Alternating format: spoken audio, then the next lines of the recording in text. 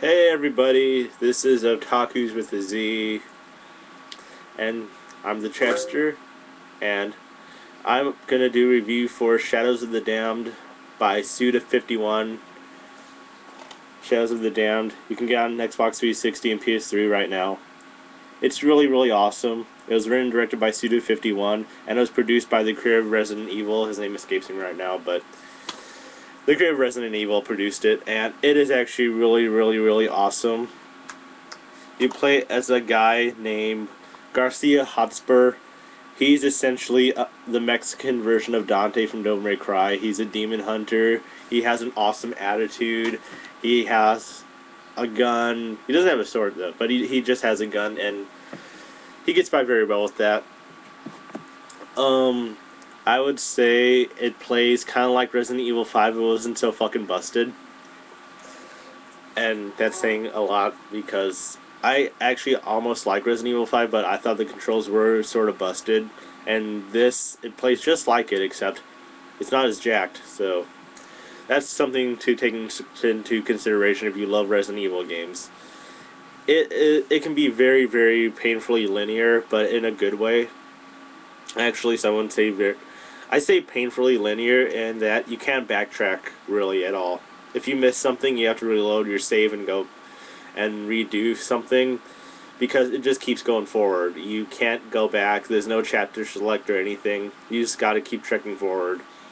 It's a good thing and it's a bad thing. It's a good thing in the sense that it keeps the story going and everything just keeps going, and yeah, it does a great job at pushing you forward, but at the same time, sometimes I wanted to go back in case if I missed something, but I couldn't because the game wouldn't allow me to, which kind of sucked.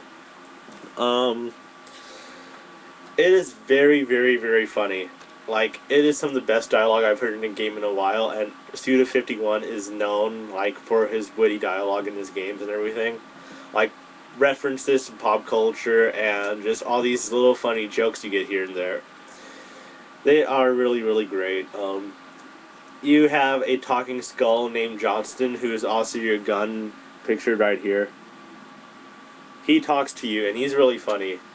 His name's Johnston, and I just noticed that your pistol's name is Boner. So, haha. And it also shoots bones, so that kind of makes sense. You get 3 guns in the game, really, but they upgrade, like, very gradually. You have your pistol, a shotgun, and a machine gun.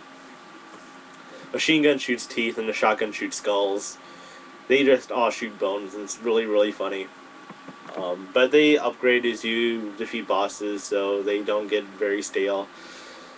There is a great like headshot animation if you can actually pull it off, where like you gotta get them square in the head, and it'll just do a little zoom in, like with the bullet, which I think is pretty neat, especially if you can pull it off with other guns. There's actually an achievement for doing that with other guns besides the pistol, which is very easy. Um, yeah, it like I said before, it's very linear and it just keeps pushing forward, and like I'm trying to find where to describe this. Anyway, it's a very linear game, which I sort of didn't like, but at the same time, it kind of made sense to me that you had to keep going forward because the story is that this Demon King Fleming has taken your girlfriend, and you have to basically chase after him to get her back. So you're chasing after her the whole game, and then there's parts where she's chasing at you, and you have to try to avoid her, and it just keeps going forward that way. And you collect gems to buy stuff at different points. You have a half demon named Christopher who's basically a vendor, and he'll sell you upgrades and all that good stuff. And you recover health drinking alcohol, which I think is really awesome. So you could just like down a bottle of tequila and your health goes up, like back up all the way. It's really cool in that sense, and it just has a great sense of humor about itself. What else is there to say about this? Oh yeah, there's actually a lot of little funny Easter eggs you can find around. Like, they have little storybooks They're like some of the most messed up stories you could ever hear, and they can get very brutal, but it's also very funny because they just have that whole sense of humor about themselves.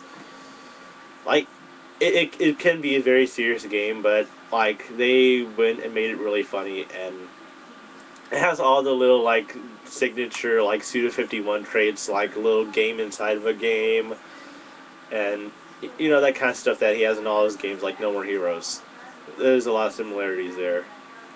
Um, it's not that long. I finished it in about 8 hours.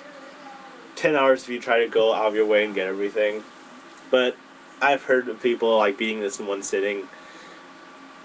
I'd say if you really really love these kind of types of games you want and you think you'd go back to it, I'll take it to buy. But I honestly just rented it and I got all I wanted out of it because it was basically just like watching a movie.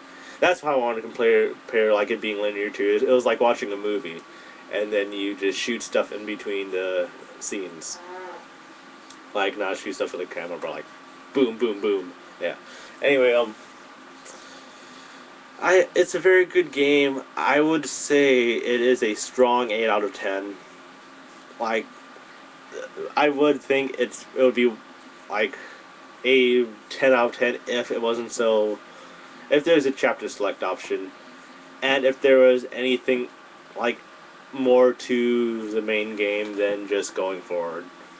Like if it wasn't so linear and they had little like mini stuff like you could do from the main menu, like challenge modes and stuff, I would have given it a 10 out of 10. But because it was so linear and it didn't have chapter select or any extra stuff really, it's an 8 out of 10 just on the story, the gameplay, and the humor alone. And there's a lot of like really funny surprises and just plot twists and everything, and it just keeps you going at the edge of your seat. Like you just want to keep pushing through to see what happens next, to like see how outrageous it can really get, because it gets pretty outrageous. It's really on the level of No More Heroes, where it just doesn't give a damn, it'll just go there. And of course you have a protagonist with another whacked out name, kind of like Travis Touchdown was, but it was Garcia Hotspur. Really funny. Anyway, thanks for watching. This is Otakuz of the Z. I'm the Chastiger789. See you later.